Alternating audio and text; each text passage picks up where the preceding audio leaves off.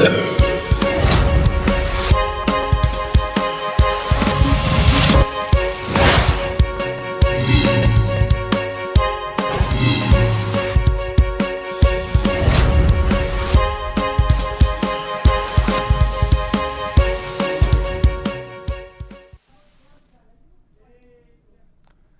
Uttarakhand bulletin में आप सभी का स्वागत है। खबरों के सिलसिले को आगे बढ़ाएंगे, लेकिन उससे पहले एक नजर डालेंगे इस वक्त की हेडलाइंस पर।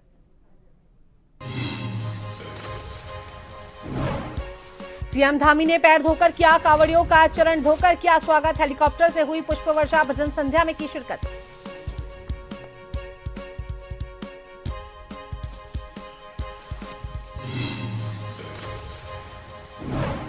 सीएम धामी ने सचिवालय में ली स्वास्थ्य और कौशल विकास विभाग की समीक्षा बैठक। चिकित्सा सुविधाओं को बेहतर बनाने के निर्देश, आवश्यक संसाधनों की दिशा में करे काम।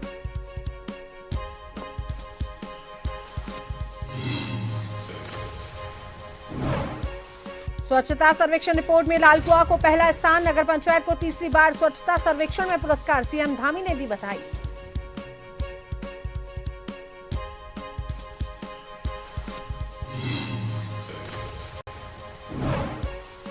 उत्तराखंड कांग्रेस प्रदेश अध्यक्ष करण महारा राजभवन के बाहर धरने पर बैठे। देहरादून पुलिस ने लिया हिरासत में, राज्यपाल द्वारा समय नहीं देने से थे नाराज।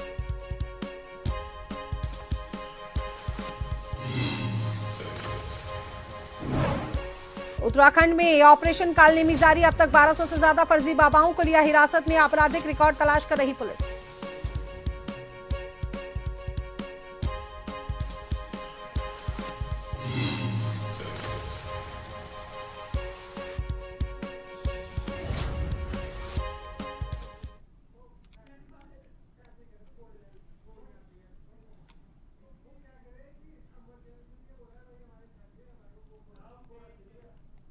तो चलिए बात कर लेते हैं खबरों पर विस्तार से। तो धर्मनगरी हरिद्वार में इन दिनों चारों ओर भगवा बाना जो है पहने कांवड़ियों की चहल पहल है। हर तरफ बोले बम और हर हर महादेव का नारा गुंजायमान हो रहा है। रोजाना हजारों की संख्या में कांवड़िए हरिद्वार में गंगा जल लेने के लिए आ रहे हैं। सीएम धामी ने यहां पहुंचकर कांवड़ियों के चरण धोकर उनका सम्मान किया। उन्होंने शिव भक्तों को माला पहनाई और उन्हें फल प्रदान किए। इस अवसर पर मुख्यमंत्री ने कहा कि भगवान शिव के भक्तों की सेवा और सम्मान का मौका मिलने पर स्वयं को सौभाग्यशाली बताया और कहा कि यह बहुत पवित्र, पौराणिक और कठिन यात्रा है, जिसमें शिव भक्त सैकड़ों किलोमीटर की पैदल यात्रा करके पवित्र गंगा जल लेने यहां आते हैं और पैदल ही अपने गंतव्य तक पहुंचकर भगवान शिव का जलाभिषेक करते हैं।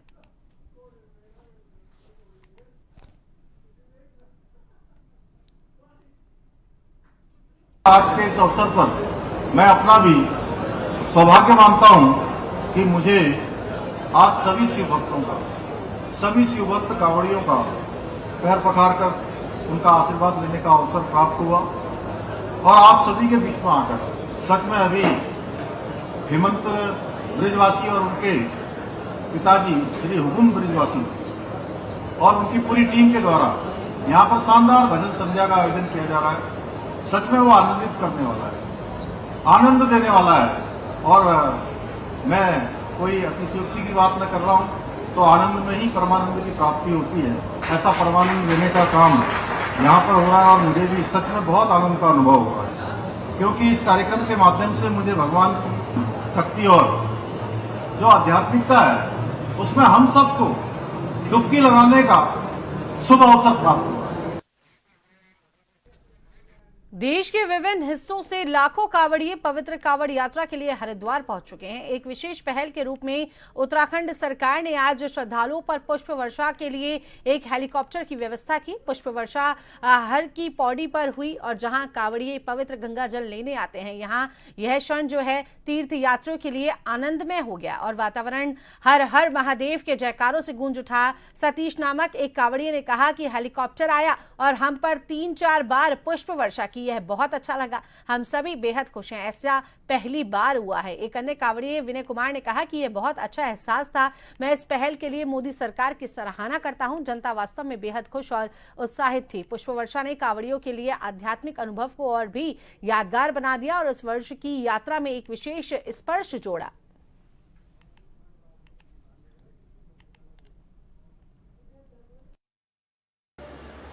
अभी हेलीकॉप्टर रुका, करीब करीब 3 से 4 दफा हमारे ऊपर सभी शिव भक्तों के ऊपर पुष्प वर्षा की गई है। क्या कहेंगे सरकार से? सर बहुत अच्छा लगा है कि पहली बार हम यहाँ जैसे कांवड़ लेना है तो हमारे पर पूर्ण पुष्प वर्षा हुई है। बहुत शंकर भगवान की जय। बहुत ही अच्छा है, मोदी जो सरकार है जी बहुत ही बेहतरीन सरकार, उसने पुष्प वर्षा की हुई और बहुत ही बेहतरीन तरह से यहाँ पर पब्लिक बहुत खुश थी। तो वहीं मुख्यमंत्री पुष्कर सिंह धामी ने सचिवालय में स्वास्थ्य विभाग की समीक्षा बैठक की। इस बैठक के दौरान मुख्यमंत्री पुष्कर सिंह धामी ने स्वास्थ्य विभाग के अधिकारियों को स्वास्थ्य सुविधाओं को बेहतर बनाने के निर्देश दिए। कहा कि स्वास्थ्य विभाग द्वारा विशेष ध्यान दिया जाए, अस्पतालों में आवश्यक संसाधनों के सुदृढ़ीकरण की दिशा में कार्य किए जाएं। यह सुनिश्चित किया जाए कि अस्पताल रेफरल सेंटर न बने। जन स्वास्थ्य सुविधाओं को ध्यान में रखते हुए स्वास्थ्य विभाग द्वारा ऑनरशिप लेकर कार्य किए जाएं।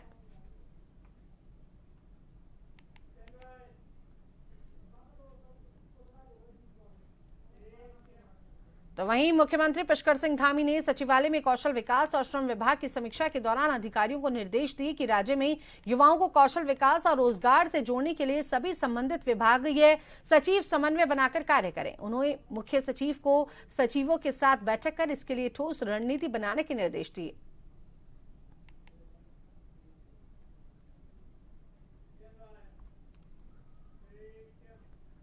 स्वच्छ सर्वेक्षण 2024-25 की रिपोर्ट आ चुकी है। राज्य में एक बार फिर नैनीताल जिले की लालकुआ नगर पंचायत ने पहला स्थान पाया है। लालकुआ नगर पंचायत को तीसरी बार स्वच्छता सर्वेक्षण के क्षेत्र में पुरस्कार मिला। उत्तराखंड के अंदर 20,000 से कम जनसंख्या वाले कैटेगरी के शहरों में लालकुआ को पहली रैंकिंग मिली है। इससे पहले लालकुआ नगर पंचायत को 2007 और उसके बाद 2024 और अब 2025 में सर्वेक्षण सूची में जगह बनाते हुए मुकाम हासिल किया है। गुरुवार को नई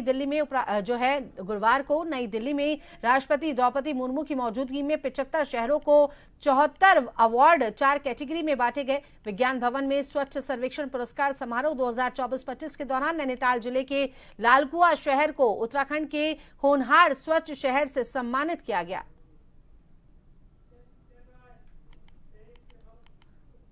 नगरपालिका मंगलौर में पूर्व सभासद एडवोकेट सफी ने पूर्व चेयरमैन चौधरी इस्लाम और उनके समर्थकों पर मारपीट किए जाने का आरोप लगाया है।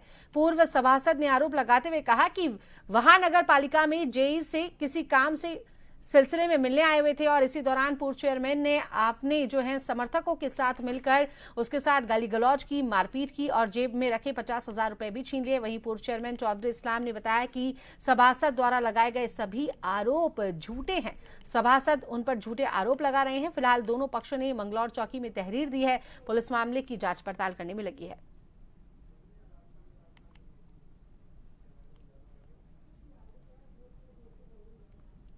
आपके कमरे में घुसा तो वहाँ पर पहले इस्लाम चौधरी, मसूद जमा, अज्जू, नैयर, याकूब और बहुत सारे इनके आदमी बैठे थे। तो चौधरी इस्लाम ने मुझे गाली गलौज करते हुए मेरे पर चढ़ाया और जान से मारने की धमकी देने लगा। तू कुत्ते यहाँ कैसे आया, आज तुझे जान से मार कर यहाँ से भगाएंगा और मैं चेयरमैन हूँ, जो मैं चाहूँगा वो करूँगा। और इन्होंने साहब जमकर बदतमीजी करी और मेरे अधिवक्ता समूह को भी बहुत गालियाँ दी और पूर्व विधायक सरवत करीम अंसारी और मोन्टी जी को भी बहुत गालियाँ दी। कहने लगे तू उनके बल पे बहुत इतराता है, तुझे जान से मार देंगे। मेरे साथ मारपीट करी, धक्का मुक्की करी। मैं वहाँ से अपनी जान बचाकर निकला और जेई और अगला के साथ मौके पर कार्य मुआयना कराने लगा। और वहाँ से जब लौटकर मैं दोबारा कचहरी जाने लगा तो रास्ते में कलीम कुरैशी घर के पास मुझे सबनूर वगैरह ये सब लोग मिल गए। उनको घटना के बारे में पता चला तो उन्होंने कहा कि क्या हुआ, मैंने उन्होंने बताया तो कहने लगे हम पूछेंगे कि उन्होंने ऐसा क्यों किया। तो जैसे हम सब वहाँ गए तो इन्होंने पहले से वहाँ चौधरी इस्लाम के लड़के, भतीजे, मसूद जमा, अज्जू, नैयर, चौधरी इस्लाम और तमाम दुनिया भर के आदमी वहाँ पहले इकट्ठे थे। उन्होंने जैसे ये बात करने लगे और मुस्लिम खलीफा हमारे साथ गए तो तभी इन्होंने फिर से हम पर गाली गलौज करते हुए जान से मारने की धमकी देते हुए मारपीट शुरू कर दी। उत्तराखंड कांग्रेस के वरिष्ठ उपाध्यक्ष एवं जिला पंचायत चुनाव प्रभारी अल्मोड़ा धीरेन्द्र प्रताप गुरुवार को सल्ट विकासखंड मरचूला पहुंचे। वहां पर कांग्रेसी कार्यकर्ताओं व पदाधिकारियों ने फूलमाला पहनाकर उनका जोरदार स्वागत किया। इस दौरान धीरेन्द्र प्रताप ने प्रेस वार्ता करते हुए कहा कि 2025 पंचायत कांग्रेस शानदार चुनावों में शानदार प्रदर्शन करेगी। कांग्रेस ने पंचायत चुनाव कांग्रेस के वरिष्ठ नेताओं को जिम्मेदारी सौंपी गई है। उन्होंने कहा कि कांग्रेस कार्यकर्ता कंधे से कंधा मिलाकर कार्य करेंगे और कांग्रेस का प्रचार अभियान तेज है। साथ ही कांग्रेसी कार्यकर्ता के संवाद किया गया।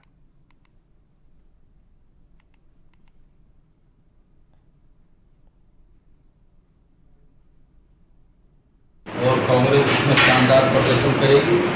मैं राज्य के कई जिलों में अल्मोड़ा आते जाते भी नैनीताल हुआ, उधमसिंह नगर हुआ और रुद्रपुर हुआ, यहाँ भी जाने का मौका मिलता है। कई कई दिन बाहर रहता हूँ, तो सभी जगह कांग्रेस का जो प्रचार अभियान है वो अपने चरम पर है। और पार्टी के तमाम नेता सुरेश रावत जी, करण महाराज जी, यशपाल आर्य जी, यहाँ गोविंद सिंह फूलवाल जी, मनोज तिवारी जी, रंजीत रावत जी, सभी लोग एकजुट होकर प्रदीप टंडा जी चुनाव में लगे। और मैं विश्वासपूर्वक कह सकता हूँ कि ये जो चुनाव है इसमें कांग्रेस ज़बरदस्त जीत हासिल करेगी। नीचे पार्टी कार्यकर्ता सिर से सिर मिलाकर कंधे से कंधा मिलाकर लड़े और इन चुनाव के नतीजे अच्छे आएंगे। चंपावत जिले के विकासखंड बाराकोट में त्रिस्तरीय पंचायत चुनाव जो दूसरे चरण में 28 जुलाई को होने हैं। पंचायत चुनाव के प्रत्याशियों को चुनाव चिन्ह आवंटन का कार्य जो है 18 जुलाई शनिवार को सुबह 8 बजे से कार्य समाप्ति तक किया जाएगा। विकासखंड बाराकोट के आरओ दीप्ति कीर्ति तिवारी द्वारा सूचित किया गया कि जो भी पंचायत चुनाव के प्रत्याशी अपना चुनाव चिन्ह लेना चाहते हैं वे प्रातः 8 बजे से ब्लॉक सभागार में उपस्थित होकर सायं 5 बजे तक अपना चुनाव चिन्ह ले सकते हैं। कहा कि प्रत्येक चिन्ह का आवंटन केवल एक ही दिन किया जाएगा।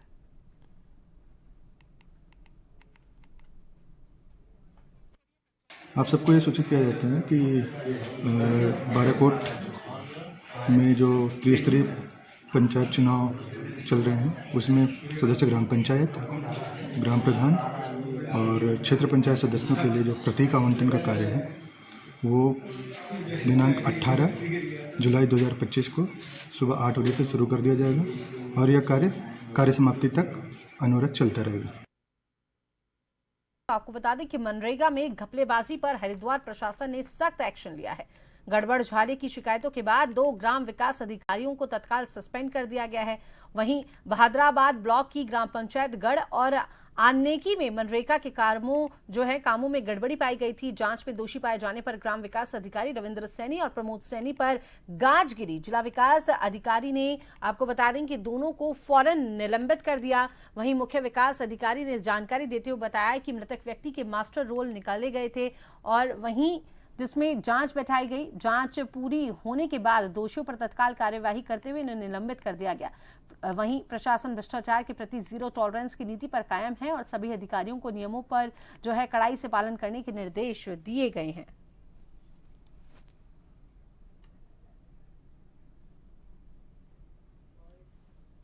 देखिए 2 ग्राम विकास अधिकारी हैं जिनको हमने सस्पेंड किया है और उसमें मास्टर रोल जो निकाले गए थे इसमें जो मृतक व्यक्ति हैं उनके मास्टर रोल निकाले गए, उसी को ध्यान में रखते हुए एक कार्रवाई की गई थी और जो जांच रिपोर्ट आने के उपरांत तत्काल जो है प्रिलिमिनरी इंक्वायरी के उपरांत उनको सस्पेंड कर दिया गया।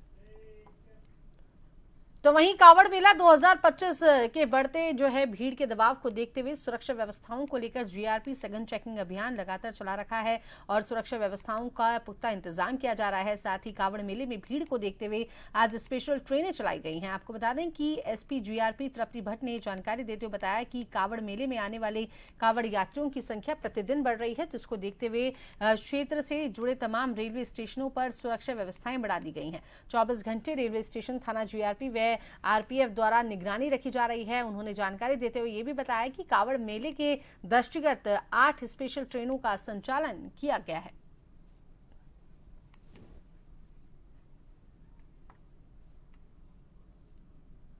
कावड़ यात्रा में लगातार हमारे जो श्रद्धालु हैं वो रेलवे के माध्यम से भी आ रहे हैं, जिसके क्रम में हमारे द्वारा बृहद स्तर पर तैयारियां की गई हैं। लगातार हमारे द्वारा चेकिंग की जा रही है, सुरक्षा के जो इंतजाम है उनका स्वयं हम लोग जायजा ले रहे हैं। इसके अलावा अभी पूर्व में जो हमारे 8 मेला स्पेशल ट्रेनें संचालित की जा रही थी उन सभी का जो फंक्शनिंग है वो शुरू हो गई है और सभी रेलवे स्टेशन पे हम लोग लगातार सतर्क कार्रवाई कर रहे हैं।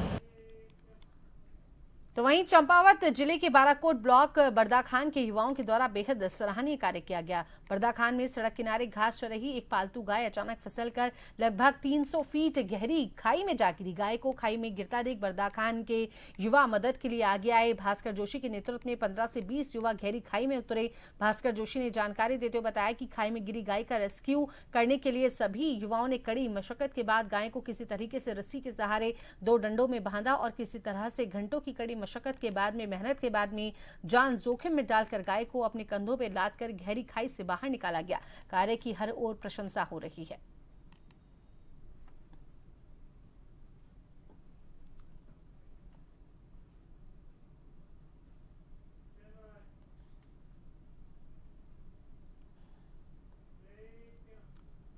नाटो महासचिव मार्क रूट द्वारा नई दिल्ली के मॉस्को के साथ संबंधों को लेकर द्वितीयक प्रतिबंधों की धमकी पर कड़ी प्रतिक्रिया देते हुए भारत ने गुरुवार को इस मामले में दोहरे मानदंडों के प्रति आगाह किया और जोर देकर कहा कि रूस से उसकी ऊर्जा खरीद राष्ट्रीय हितों और बाजार की गतिशीलता पर आधारित है। रूट जो है भारत, चीन और साथ ही साथ ब्राजील को चेतावनी दी थी कि अगर वे रूस के साथ व्यापार करना जारी रखते हैं तो उन पर द्वितीयक प्रतिबंध लग सकते हैं।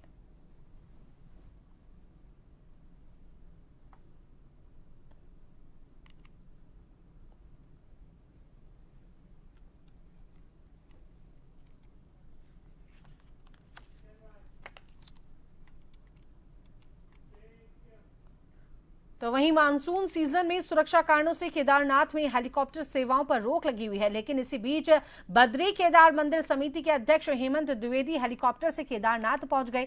उनके साथ कुछ वीआईपी मेहमान भी मौजूद थे। इसको लेकर अब सवाल उठ रहे हैं कि क्या ये नियम सिर्फ आम जनता के लिए है। बीते कुछ समय में कई हेली क्रैश की घटनाएं हुई हैं जिसमें कई लोगों की जान चली गई। इन्हीं घटनाओं को ध्यान में रखते हुए डीजीसीए ने हवाई सेवाओं पर रोक लगाई थी, लेकिन अब सत्ताधारियों के लिए इन नियमों का पालन न करने पर विपक्ष लगातार सवाल खड़े कर रहा है। हालांकि इस पर भाजपा का पक्ष भी सामने आया है। प्रदेश महामंत्री आदित्य कोठारी ने कहा कि बीकेटीसी अध्यक्ष के ऊपर केदारनाथ धाम की व्यवस्थाओं को देखने की जिम्मेदारी है और संभवतः वो आवश्यक कार्य से ही वहां पहुंचे होंगे।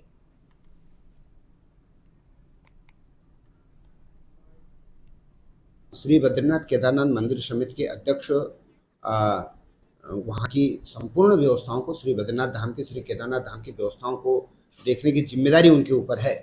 और मैं समझता हूँ कि कोई आवश्यक, कोई महत्वपूर्ण कार्य श्री केदारनाथ धाम में रहा होगा जिसके कारण उन्होंने जो है वहाँ यात्रा की है।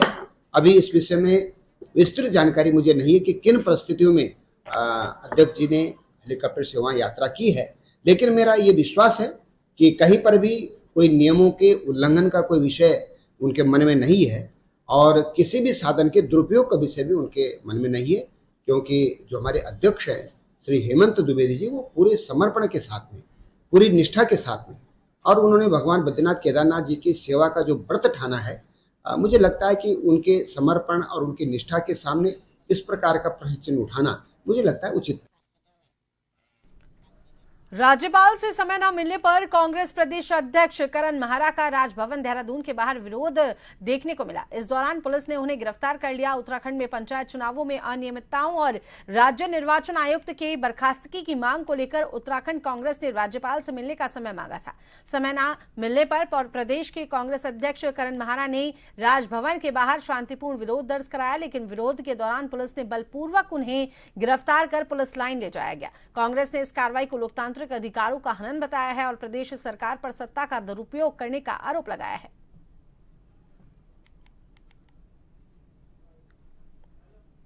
देखिए, सरकार ने मजबूर किया सर, खुला उल्लंघन हो रहा है। टिहरी का आप देख लीजिए, शौचालय न होने का बहाना बना के पर्चा रिजेक्ट कर दिया। कोर्ट से आई है, कोर्ट ने निर्णय किया आप पर्चा भी दीजिए और क्या कहते हैं उनको सिंबल भी अलॉट कीजिए। दूसरे व्यक्ति का ऐसे ही किया। और मैं ये कहना चाह रहा था, मैंने राज्यपाल जी से ये कहना चाह रहा था, एक तो जो यहाँ हमारे वो हैं सचिव हैं पंचायत राज के, उनको बर्खास्त कीजिए, क्योंकि उनके नीचे कर्मचारी अधिकारी मनमानी कर रहे हैं और पूरी तरीके से आरपीए एक्ट का उल्लंघन हो रहा है। 6 तारीख को सचिव ने एक पत्र लिखा जिसमें ये लिखा कि अगर किसी का नगर निगम, नगर निकाय में भी नाम है, ग्राम सभा में भी है, तो उसका पर्चा निरस्त नहीं किया जाएगा। ये आरपीए एक्ट का उल्लंघन है। पंचायती राज एक्ट में की धारा 9 का 6 और 7 का उल्लंघन हुआ है। ये हाईकोर्ट ने 11 तारीख की अपनी टिप्पणी में कहा है। आरपीए एक्ट कहता है 1950-1951, वो ये कहता है कि पूरे देश में एक व्यक्ति को एक ही जगह वोट का अधिकार होगा, वो एक ही जगह उसका नाम होना चाहिए। उसका भी उल्लंघन हो रहा है। सरकार ने चालाकी की, 6 महीने के लिए प्रशासक बैठा है ताकि जो निकाय चुनाव में जिन्होंने वोट अपना लिखवा रखा है वो ग्राम सभाओं में दोबारा लिखा सके। स्वच्छता सर्वेक्षण 2024-25 की रिपोर्ट आ चुकी है। राज्य में एक बार फिर नैनीताल जिले की लालकुआ नगर पंचायत ने पहला स्थान पाया है। लालकुआ नगर पंचायत की यदि बात की जाए तो लालकुआ नगर पंचायत को तीसरी बार स्वच्छता सर्वेक्षण के क्षेत्र में पुरस्कार मिला है। उत्तराखंड के अंदर 20,000 से कम जनसंख्या वाले कैटेगरी के शहरों में लालकुआ को पहली रैंकिंग मिली है। इससे पहले लालकुआ नगर पंचायत को 2007, उसके बाद 2024 और अब 2025 में सर्वेक्षण सूची में जगह बनाते हुए मुकाम हासिल किया है। गुरुवार को नई दिल्ली में राष्ट्रपति द्रौपदी मुर्मू की मौजूदगी में 75 शहरों को 74 अवार्ड 4 कैटेगरी में बांटे गए। विज्ञान भवन में स्वच्छता जो है सर्वेक्षण पुरस्कार समारोह 2024-25 के दौरान नैनीताल जिले के लालकुआ शहर को उत्तराखंड के होनहार स्वच्छ शहर से सम्मानित किया गया।